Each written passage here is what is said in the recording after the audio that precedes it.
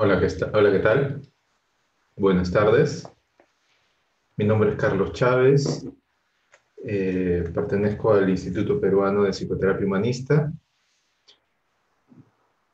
¿Qué tal? Gracias por estar ahí, estar viendo los lives que estamos haciendo todos los días domingo a las 3 de la tarde, revisando este libro, El proceso de convertirse en persona, de Carl Rogers.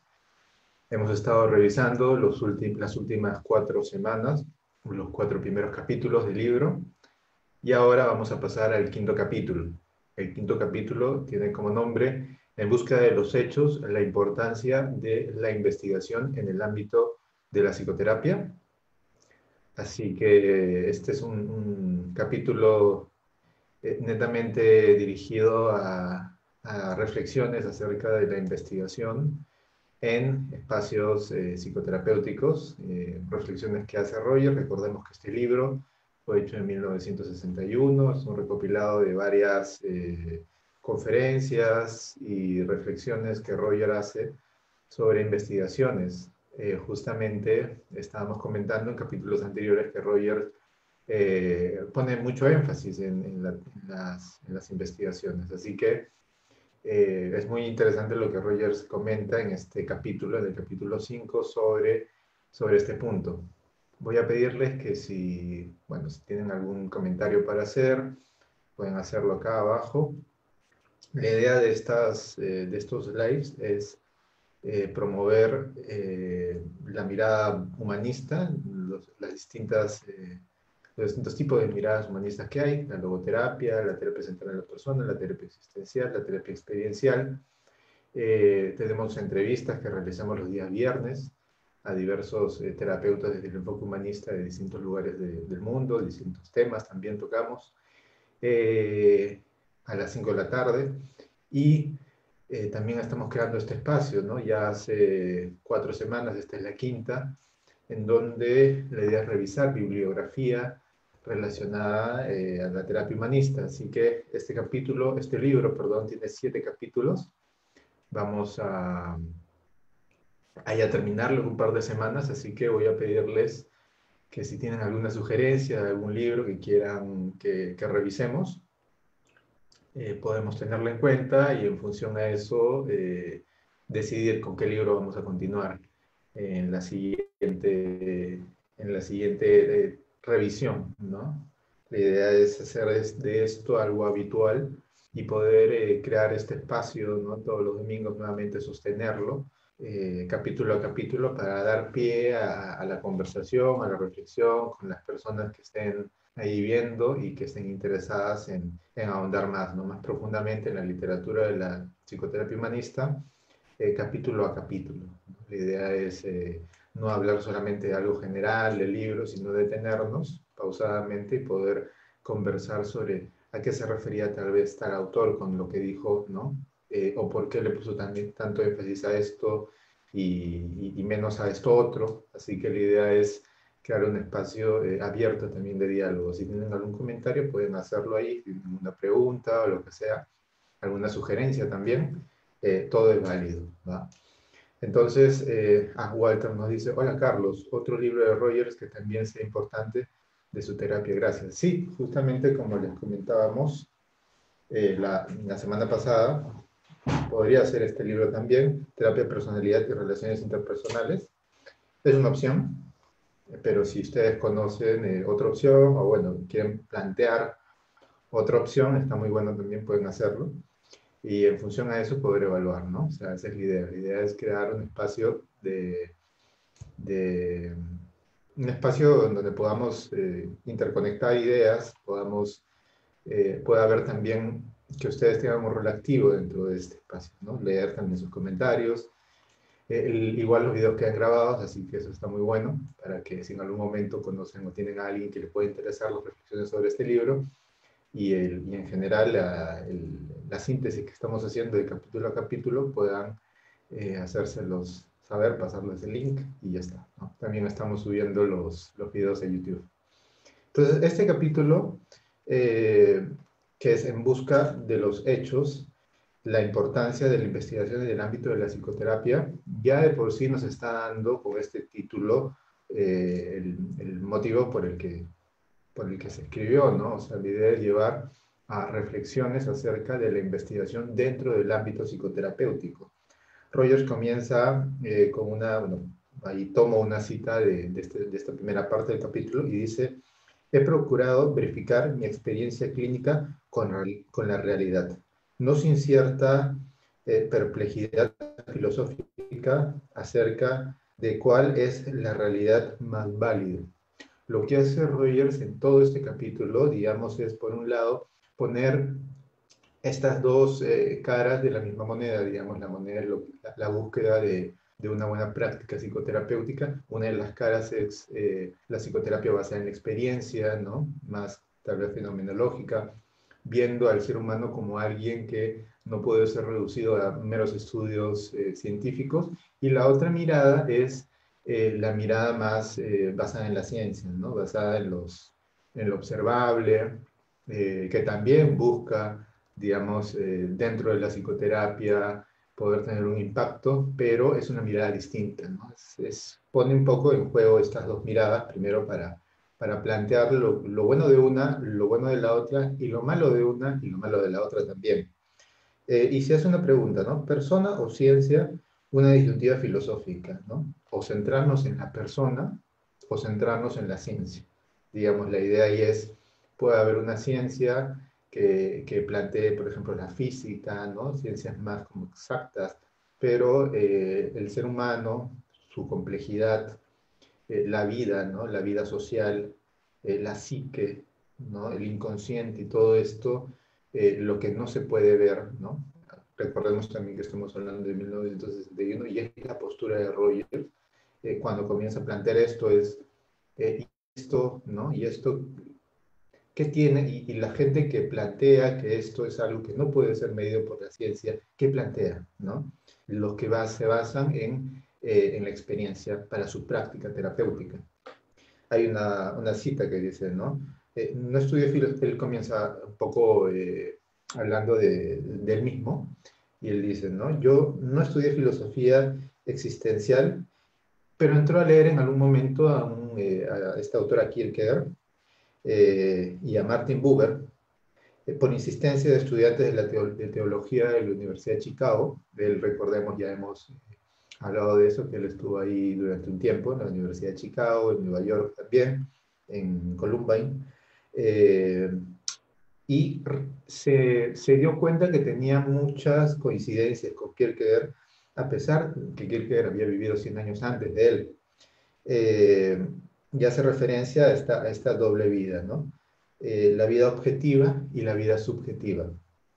Y habla sobre la vida subjetiva, que es precisamente esta relación entre el tuyo como un trance experiencial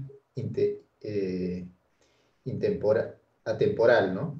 Comienza a hablar sobre un poco la reflexión entre este encuentro entre las dos personas y esta subjetividad que aparece en cada una de las dos, ¿no? Y, y comienza a reflexionar un poco sobre esto, ¿no? Habla sobre la importancia de venir uno al otro, ¿no? Del devenir, del cambio que se va dando en este encuentro, ¿no? Un cambio muy sutil muchas veces, un cambio que es constante y que, digamos, esta búsqueda de objetividad precisamente pierde foco, porque la objetividad lo que busca es muchas veces tomar una fotografía de un instante, pero en la relación las cosas van cambiando, va va y viene la información, van sucediendo cosas en cada una de las personas. Buber toma esta idea, ¿no? El yo-tú, ¿no? Y por otro lado la relación también que está en medio.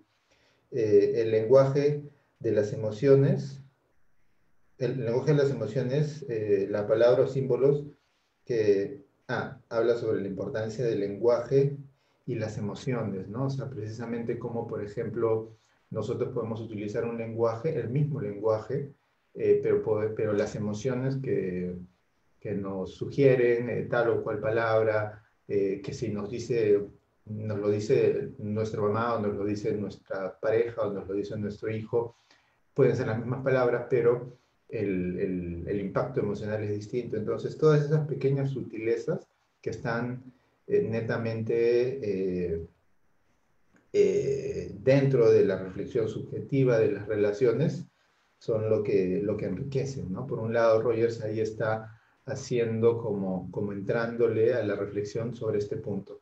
Sabemos que Rogers era una persona que dentro de su práctica terapéutica, la terapia centrada en el cliente, se preocupó mucho por las investigaciones empíricas, investigaciones científicas, pero ahora está, digamos, entrándole en la primera parte de este capítulo a la experiencia subjetiva y un poco resaltando la importancia de tenerla en cuenta dentro de la terapia.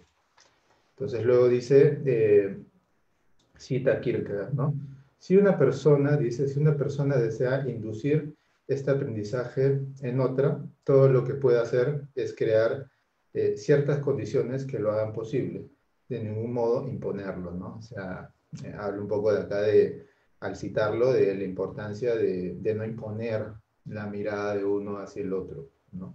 Que precisamente es un trabajo dentro de la práctica psicoterapéutica, no nos consiste en imponer la mirada, sino en acompañar la mirada, acompañar a la persona.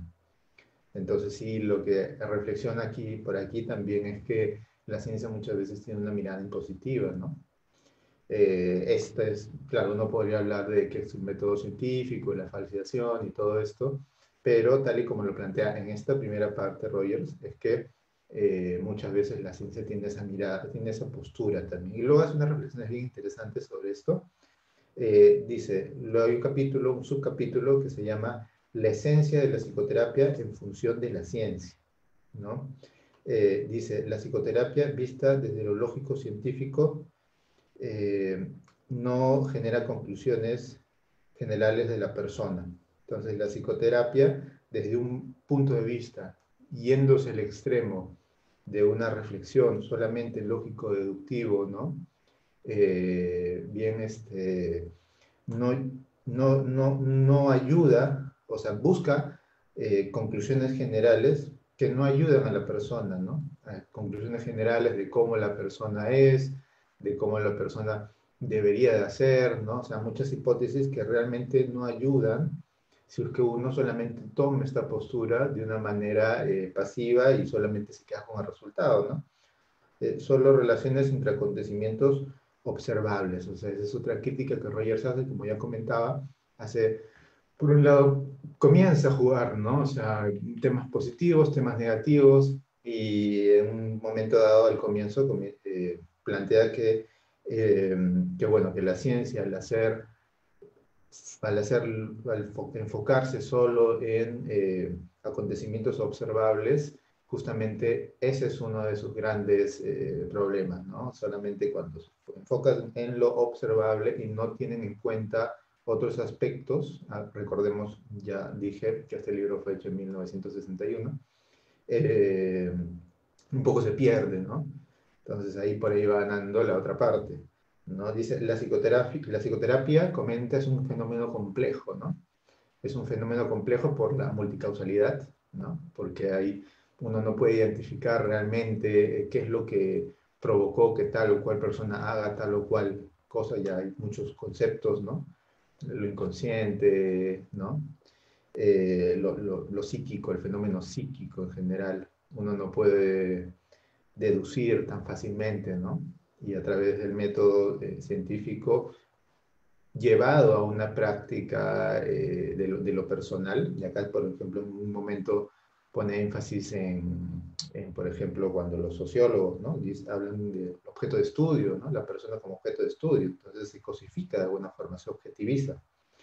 Eh, Dice, la psicoterapia no es un fenómeno complejo, difícil de medir, sin embargo, dice, sin embargo, todo lo que existe merece ser medible, ¿no? O sea, digamos, ahí va reflexionando. Por un lado dice que es difícil medir, pero por otro lado dice que todo lo existente merece ser medible. Entonces, por otro lado, también realza la importancia de preocuparnos por el enfoque investigativo que busca una medición.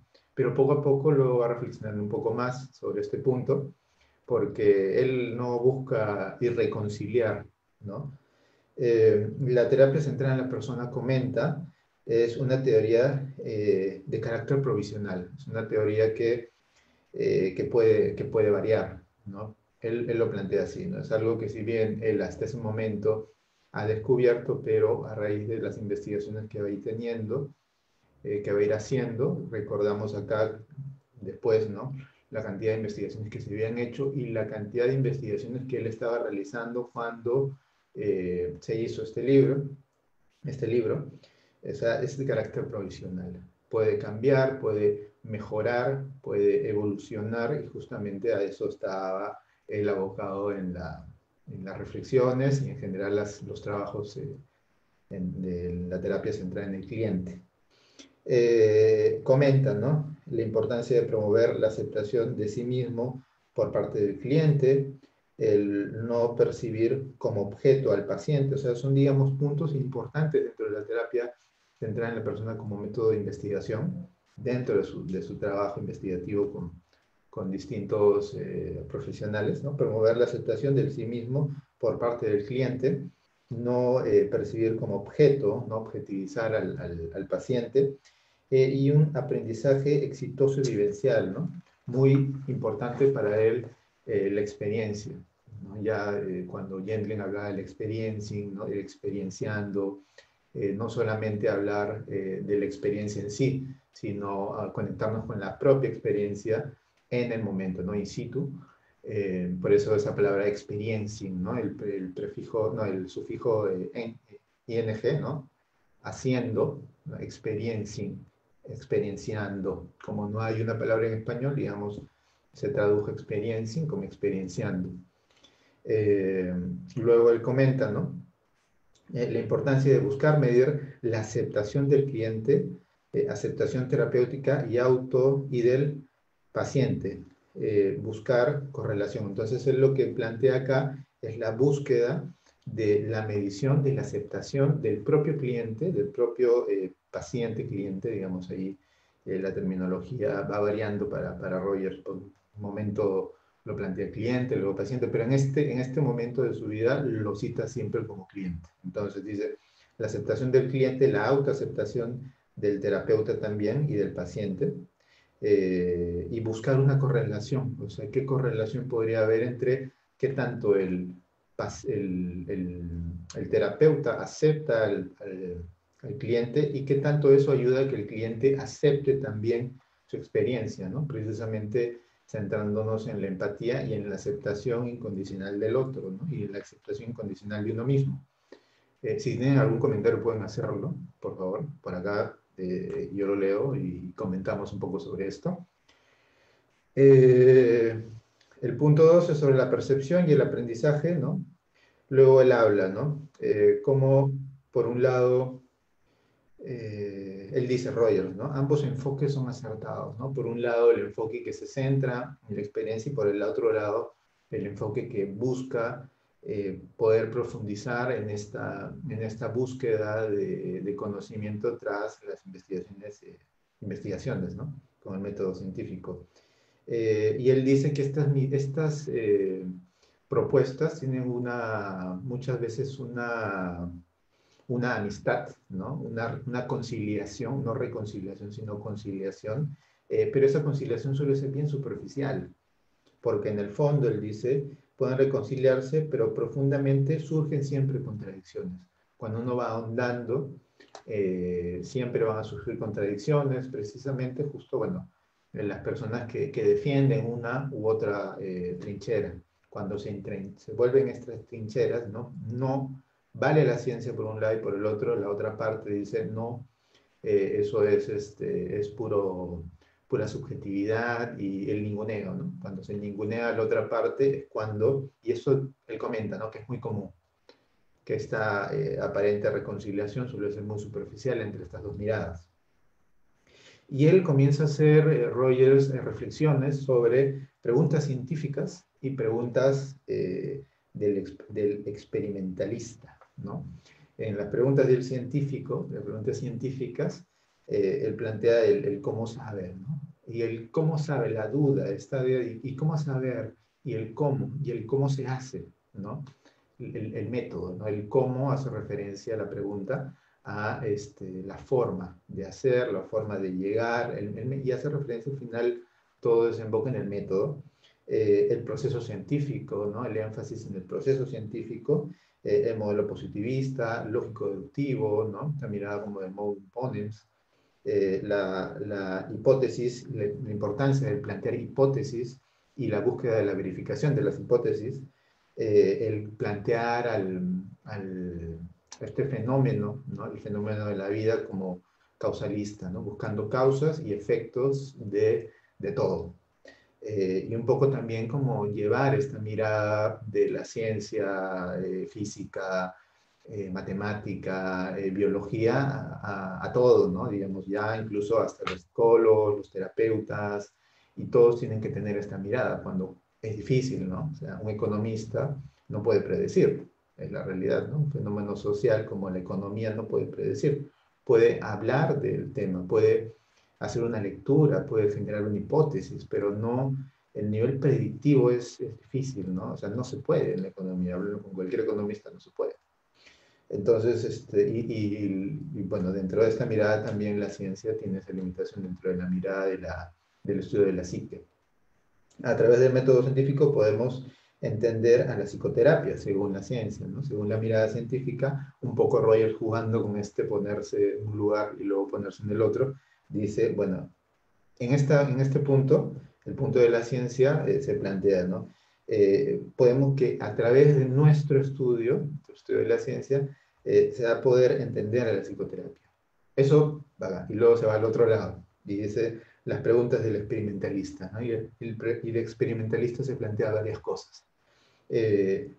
Las objeciones al método científico, ¿no? Objeciones claras, enfáticas sobre este método, las limitaciones de relacionarse solo con objetos observables, ¿no? Solamente nos relacionamos con objetos, con lo que se puede ver, buscar la medición constante, la consideración de la persona y la experiencia, bueno, la persona en sí como un objeto, ¿no? Y la experiencia como mera manifestación de este objeto sin ahondar en la vida de la persona, en la biografía, en la personalidad, en el inconsciente, mucho menos.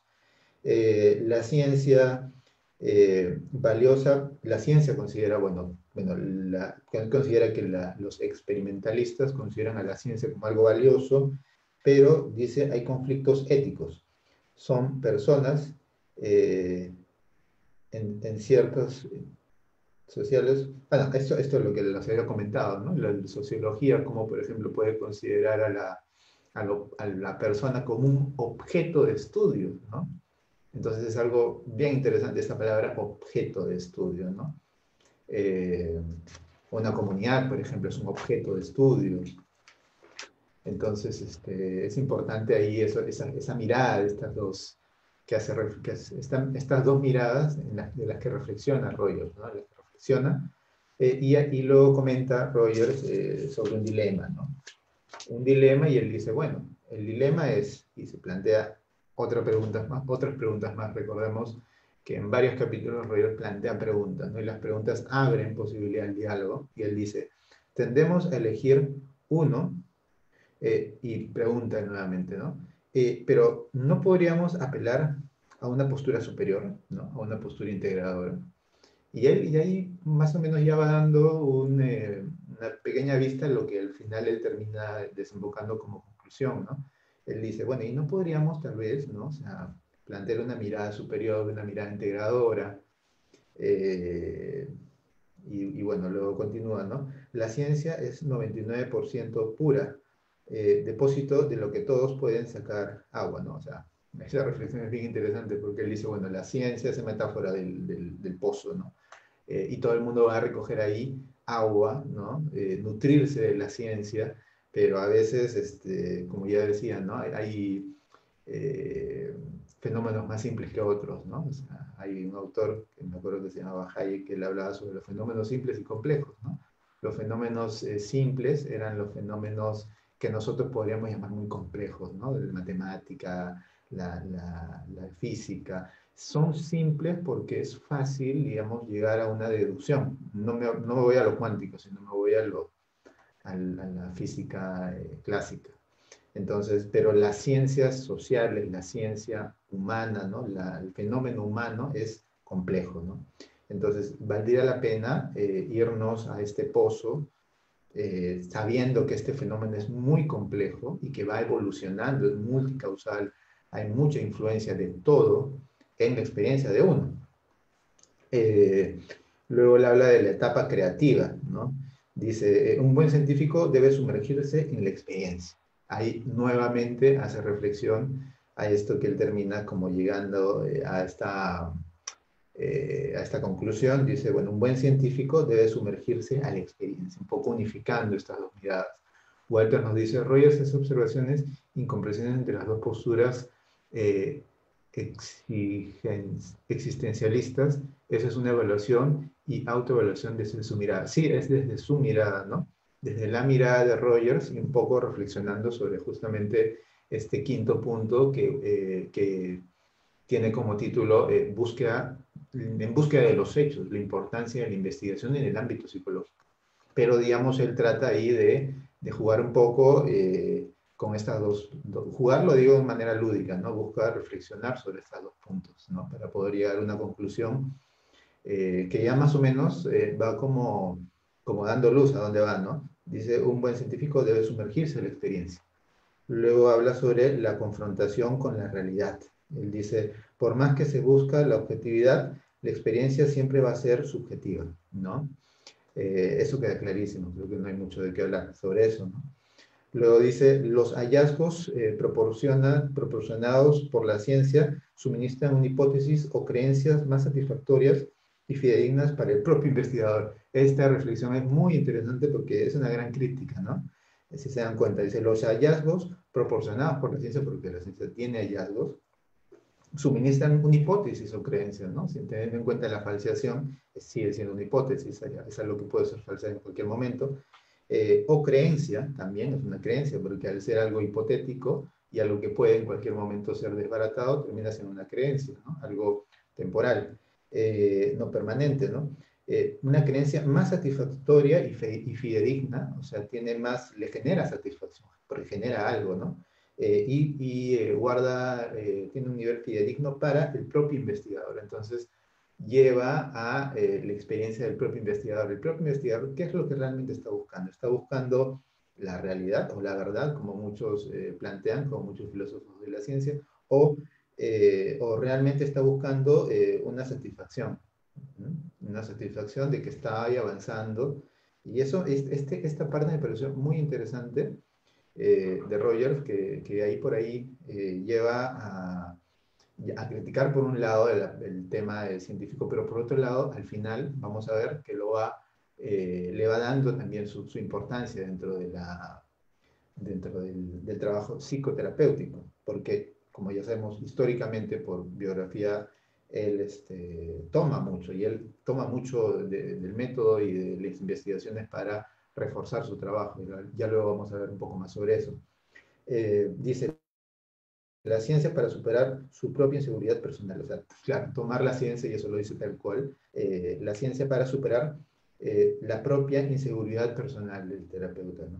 Ah, no, eso creo que lo puse yo, pero bueno, por ahí va, ¿no? O sea, ya la cita da pie a pensar esto, ¿no? Sobre la generación de satisfacción en el investigador. Luego dice, la comunicación de los hallazgos científicos, ¿no? Eh, bueno, acá, claro, habla sobre a quién se comunican los hallazgos científicos, ¿no? Solamente es un lenguaje que manejan los científicos. Es como, por ejemplo, cuando hablamos de física, la física aplicada o la física teórica, ¿no? O sea, la física teórica, toda la gente que uno puede ver en la televisión como los teóricos, son personas que pueden teorizar, pueden hablar sobre la teoría, ¿no? Y saben mucho sobre la teoría, pero los físicos prácticos una persona promedio no entendería nada, ¿no? O sea, uno puede hablar de conclusiones de la teoría de cuerdas, pero entender los numeritos y toda esa cantidad de material súper complejo, eso no lo entiende, solamente lo entiende un físico o un matemático. Entonces, igual hace referencia a esto, ¿no? Los hallazgos científicos son algo que solamente se conversa ahí entre la comunidad y las personas que viven, ponte en el campo, o en lugares lejanos, ¿no? O en la misma ciudad, muy pocos se ven impactados por estos hallazgos. O sea, el lenguaje también es importante ahí. Hace referencia a esta importancia de enmanar, ¿no?, las investigaciones, los resultados con la información que va llegando a las personas. Comunicar los hallazgos. Entre las comunidades científicas hay una predisposición también a creer, ¿no?, a creer lo que sucede allá en la comunidad científica y nosotros. Hay un nivel también de credibilidad que es importante, en la que es importante resaltar, ¿no? Lo que antes se dividía, lo que antes se dudaba, ahora es cierto, ¿no? Lo que antes se consideraba como dudoso, a ver, si somos tan empíricos, ¿por qué no si somos tan empíricos, o sea, si somos tan, nos interesa tanto la fiabilidad, la observabilidad, ¿por qué confiamos en lo que dicen otros sobre investigaciones basadas en lo observable? Entonces hay muchas cosas que nosotros no podemos cotejar, pero ¿por qué creer? Hay un nivel ahí de fiabilidad, y eso remarca Rogers.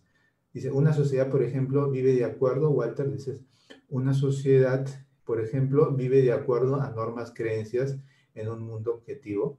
Una sociedad vive, bueno, la persona vive en una sociedad de acuerdo a normas y creencias. Sí, hay normas y creencias que marcan a la sociedad en un mundo objetivo, en un mundo que busca la objetividad, en un mundo que pone foco en la objetividad, pero justamente lo que tratan acá es de hacer, como ya decía, una crítica a las dos partes, pero también resaltar la importancia de estas dos partes, ¿no?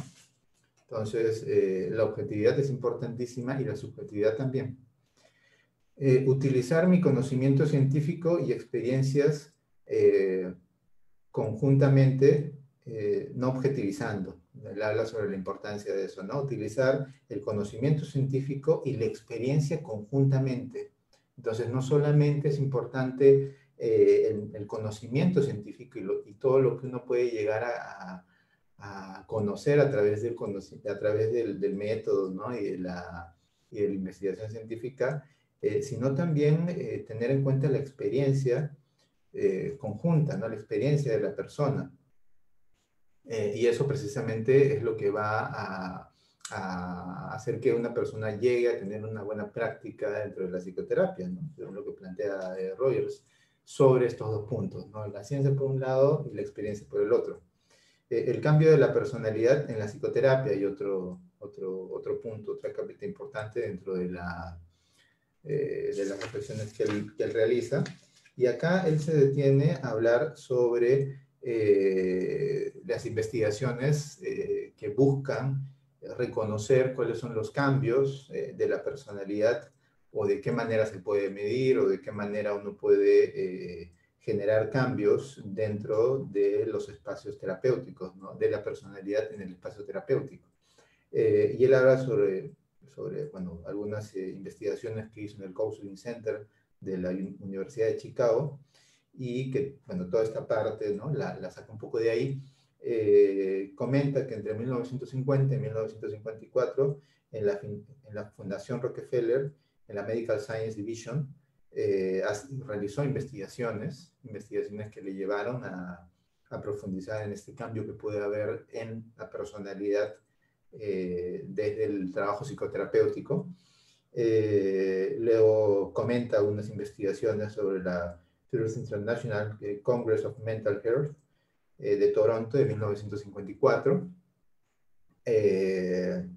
Eso como enmarcando. Recordemos que cuando él está hablando en cada uno de los capítulos, en cada uno de los subtemas hace referencias a dónde y con quién hizo tal o cual investigación o realizó tal conferencia para poder, digamos, enmarcar, ¿no?, el contexto histórico.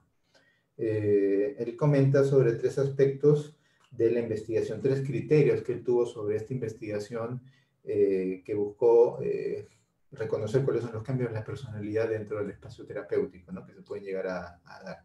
Buenas tardes, Rita, ¿cómo estás? El primero son las diferencias del pensamiento convencional. El segundo, el diseño presente y los inconvenientes, ¿no? Los inconvenientes propios del diseño, los tiene muy en cuenta. Por otro lado, en el primero, ¿no?, los criterios diferentes del pensamiento convencional, o sea, la diferencia del pensamiento convencional, ¿no? O sea, dentro de la investigación, que todo es, solamente la investigación es lo importante, justamente la visión que tiene Rogers es no solamente, o sea, es muy importante la investigación y para eso él la realiza, pero también es importante lo otro, ¿no?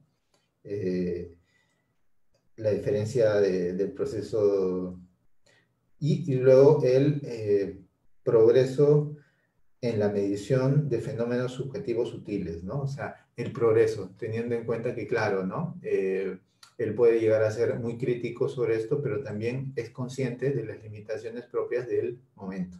Entonces, y también de la evolución que se va dando. Si bien hay cosas que no pueden reconocerse o no se han podido reconocer, él también es consciente, ¿no? Así como nosotros somos conscientes que en 1961 había más limitaciones que en el 2020, él también es consciente de que en 1961 ha habido muchos avances comparado a lo que sucedía en 1910 y que seguramente 20, 30 años después van a haber mejoras y las va viendo en ese mismo momento.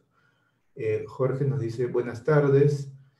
Qué hermoso, complejo e importante el pararse de profesional rogeriano y humanista.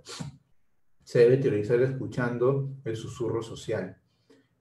Mirar la verdad, ponerse entre comillas, y también la no verdad para luego en su práctica dejar todo ello para hacer ahí. Claro, ¿no? O sea, es algo bien, bien interesante que planteas, porque claro, es por un lado el profundizar en esto, ¿no?, en este fenómeno que es la persona, lo que va sucediendo de manera humana y también humanizando el método para al final hacer uso, o sea, de esta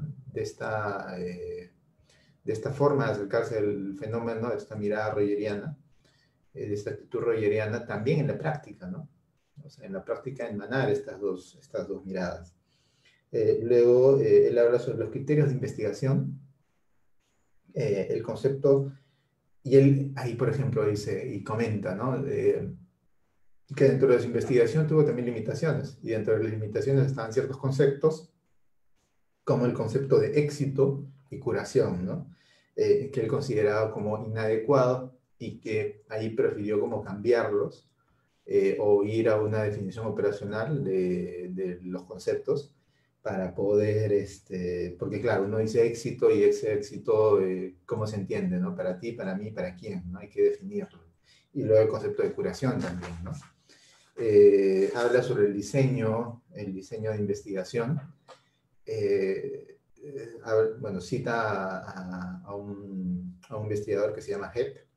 Dice, no hay propuestas de que no hay, y es bien interesante esta conclusión que cita de este investigador, porque el investigador llega a una conclusión que es, no hay pruebas de que la psicoterapia es valiosa, ¿no?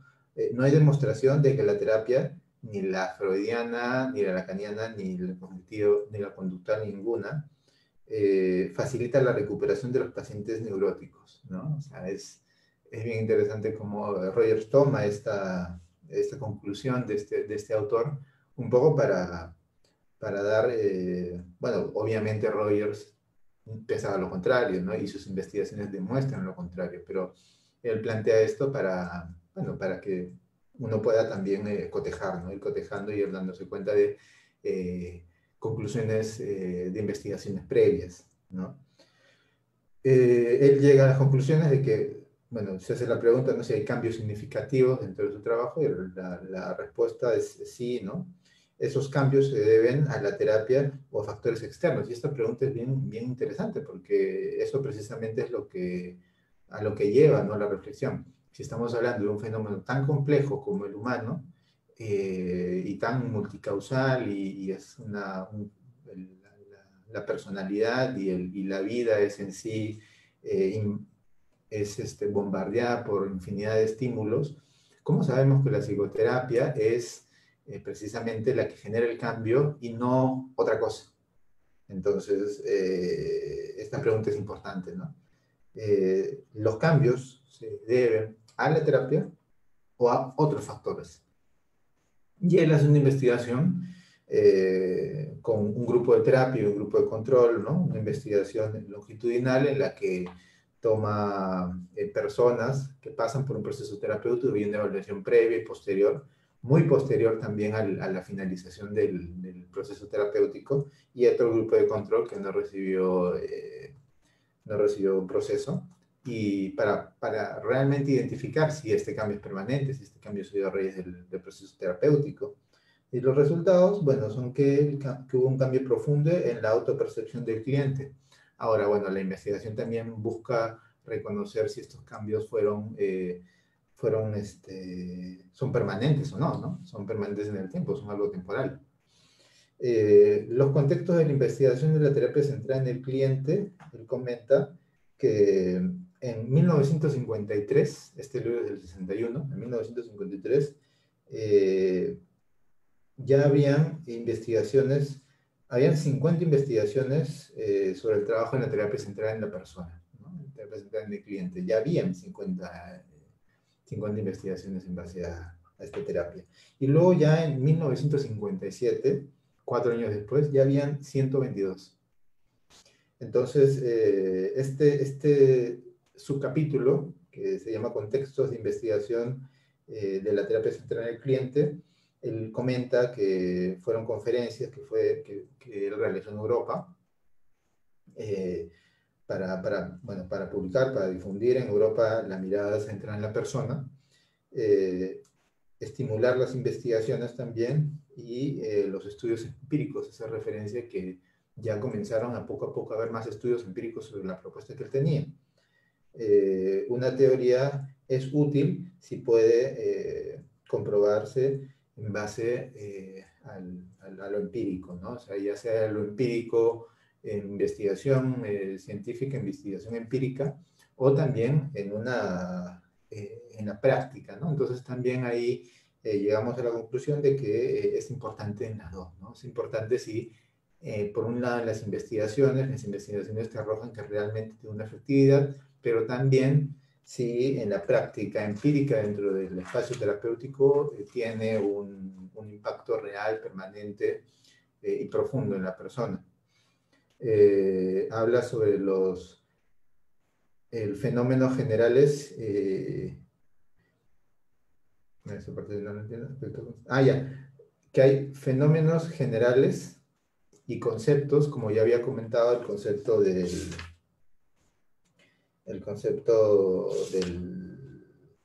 éxito y la curación. También hay otros conceptos como el concepto del yo, del sí mismo y de la persona. Y la idea es llevar a una definición operacional estos conceptos, volverlos aspectos conscientes, aspectos que puedan ser observables también. La presencia terapéutica o intervención centralizada hacia la persona, comenta Rita tú, ¿no? Un comentario que hace Rita: la presencia terapéutica o intervención centrada hacia la persona es lo que realmente tiene poder para generar el cambio en el cliente. Sí, o sea, definitivamente ahí la presencia del terapeuta, diga o no diga nada, simplemente la presencia, la escucha empática y todo esto es muy importante, ¿no? Sí, es cierto, Rita. Y acá hablamos también sobre los trabajos de Rogers como referidos en la investigación sobre esto, ¿no? Y las reflexiones que él hace en relación a esto que tú dices que él ya lo sabía, pero también la actitud de humildad que tiene Rogers para ir como cotejando eso que él plantea como teoría dentro de la práctica y dentro de las investigaciones científicas. Él habla sobre los aspectos conscientes, sobre la importancia de llevar estos conceptos a aspectos conscientes, ¿no? Para llevar a una mayor precisión operacional, para llevar a que una persona pueda realmente entender, ¿no? O sea, digamos, casi como un consenso dentro de la investigación, dentro del marco de investigación, un consenso sobre ese concepto. Entonces, a diferencia del psicoanálisis, la terapia centrada en la persona siempre ha existido en un contexto universitario, y este comentario que hace es bien interesante también, porque lo que nos comenta es eso, ¿no? Que la terapia centrada en el cliente es una terapia que siempre ha tenido como este aval académico universitario comparado a otras corrientes, ¿no? La corriente, en este caso, lo compara con el psicoanálisis. Él habla sobre los periodos de investigación inicial, comenzó sus investigaciones en 1940, y luego los estudios, y muestra estudios ilustrativos sobre, que pueden, digamos, darnos una visión sobre las investigaciones que se han ido dando hasta ese momento, hasta el 61. Comenta sobre una investigación de 1950 de Bergman sobre la respuesta de clientes a diferentes técnicas, ¿no? Sobre la respuesta que tienen distintos clientes a distintas técnicas, y hace por ahí una investigación. Bueno, él ahí comienza a comentar sobre las investigaciones, ¿no? La importancia del reflejo, ¿no? La importancia de esta, no es técnica, pero sí esta forma de poder vincularse con el paciente, este reflejo, ¿no? Haciendo de reflejo el movimiento de la cabeza, el movimiento el tono de voz, ¿no? Para tener un impacto en la persona, ¿no? Y este impacto realmente genera una diferencia entre la relación con un terapeuta y la relación con otra. Una persona que no se detiene a poder identificar a esto como algo importante dentro del espacio terapéutico tiene menor éxito dentro de, o menor como impacto, ¿no? En el proceso terapéutico. Otros estudios sobre el concepto del sí mismo, otro estudio que busca reconocer si es que la psicoterapia puede cambiar la conducta cotidiana.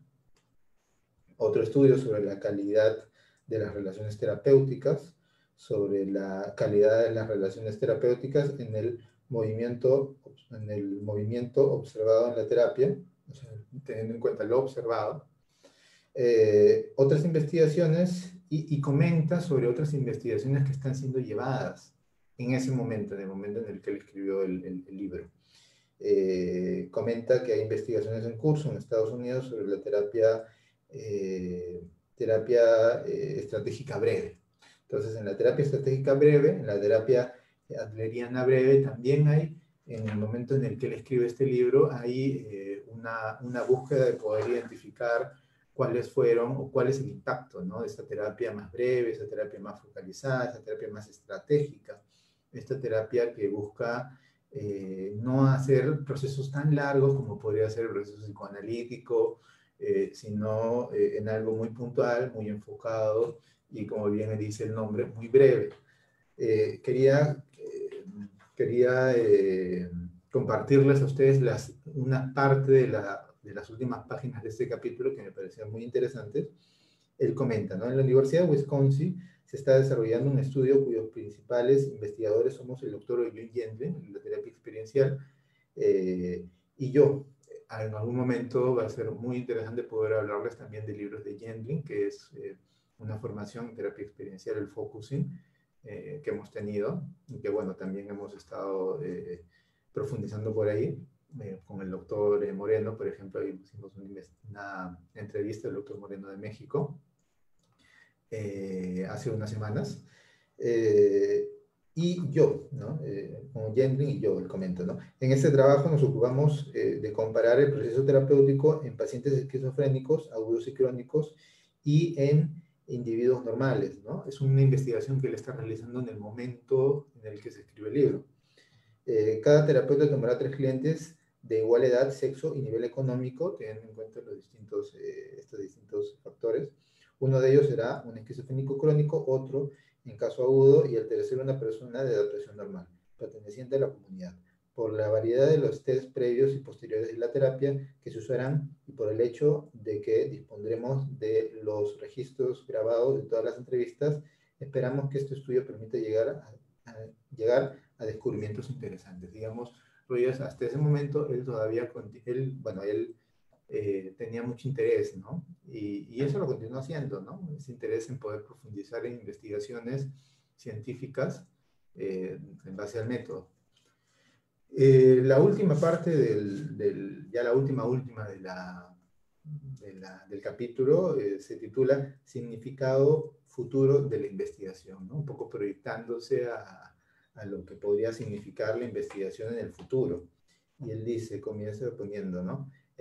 Al terminar este capítulo quisiera formular algunos comentarios sobre preguntas tales como ¿hacia dónde nos conduce este proceso? Y ¿qué objeto tiene toda esta investigación? Y nos vamos de frente, ya nos está ahí direccionando hacia el final, nos vamos hacia el final y llega a unas conclusiones bien interesantes. Dice, la investigación en este terreno debería dar origen a una psicoterapia cambiante y cada vez más efectiva, que no tendrá ni necesitará un nombre específico, ya que habrá incorporado lo que los hechos hayan demostrado acerca de cualquier orientación terapéutica. Luego dice, tal vez debería terminar acá. No obstante, deseo agregar unas palabras dirigidas a aquellos que aborrecen la investigación, ¿no? En un terreno tan delicado, personal e intangible como la psicoterapia. Hay quienes piensan que al someter una relación tan íntima a un examen objetivo, de alguna manera se lo despersonaliza, se les despoja de sus cualidades más esenciales, se lo reduce a un frío sistema de hechos, ¿no? O sea, digamos ahí un poco hablando sobre estas personas que denigran el trabajo investigativo. Quisiera señalar que hasta el momento no han sido esos sus efectos, sino que se ha observado lo contrario. Las investigaciones más exhaustivas demostraron que los cambios significativos del cliente tienen que ver con experiencias muy sutiles y subjetivas, relaciones internas, mayor unidad en la persona total y un sentimiento diferente acerca de uno mismo, ¿no? O sea, comenta que las investigaciones han arrojado información valiosísima para poder identificar precisamente que los cambios más sutiles son los cambios más significativos dentro del proceso terapéutico. Algunos estudios recientes sugieren que el terapeuta más eficiente es auténtico y cálidamente humano, y solo le interesa comprender cada uno de los sentimientos de esa persona que surge en su relación con él. Indudablemente no hay nada que indique que el terapeuta frío, intelectual, analítico, que se preocupa exclusivamente por los hechos, sea eficaz. Una de las paradojas de la psicoterapia es que para profundizar sus conocimientos en este terreno, el individuo debe someter sus creencias más apasionadas y sus convicciones más firmes a la verificación impersonal de la investigación empírica. Pero para ser eficaz como psicoterapeuta solo debe emplear estos conocimientos para enriquecer y acrecentar su sí mismo subjetivo y luego ser ese sí mismo libremente y sin temor en su relación con el cliente. Entonces ya está ahí llegando a esta conclusión del que habíamos estado hablando al comienzo, que la psicoterapia debe emanar estas dos prácticas, ¿no? La práctica que busca nutrirse de las investigaciones y generarlas, pero al mismo tiempo centrarse en el vínculo, ¿no? O sea, no pelearse ni con una ni con la otra, llegar a una integración de estas dos dentro del profesional para poder tener una mejor práctica, ¿no? No olvidarse esta parte humana, esta parte del contacto íntimo con la otra persona. Y lamentablemente muchas personas o se van para una, solamente se quedan con esa, o se van para la otra y solamente se quedan con esa, ¿no? Entonces, importante esta conclusión a la que llega Rogers, porque nos da una clara lección de una conclusión a la que él había llegado y que vale la pena recogerlo, ¿no? Entonces, ahí nos estaríamos quedando en esta búsqueda de profundizar más minuciosamente en este libro, ¿no? El proceso de convertirse en persona para las personas que recién están entrando. Ya estamos en el 5º capítulo, son 7. Vamos a pasar la próxima semana, el próximo domingo a las 3 de la tarde, hora de Perú, a la 6ª parte, que tiene como título la pregunta: ¿cuáles son las implicaciones para la vida? ¿No? En este capítulo, ya vamos a ahondar después, profundiza sobre esto, ¿no? Sobre cuáles son las implicancias para la vida. Y bueno, recordarles que bueno, estos capítulos, estas reflexiones, esta síntesis que estamos haciendo sobre los capítulos de este libro van a quedar aquí grabados. Pueden compartirlos a quienes ustedes consideren que podría interesarles este tema. Recordarles también que el día viernes vamos a continuar con las entrevistas, vamos a continuar este mes y el mes que viene. La entrevista que tenemos el viernes 17 a las 5 de la tarde, hora de Perú, es a la logoterapeuta colombiana Lucía Cuellar, con el tema más allá de la psicología humanista en tiempos de pandemia. Así que está extendida la invitación para ustedes.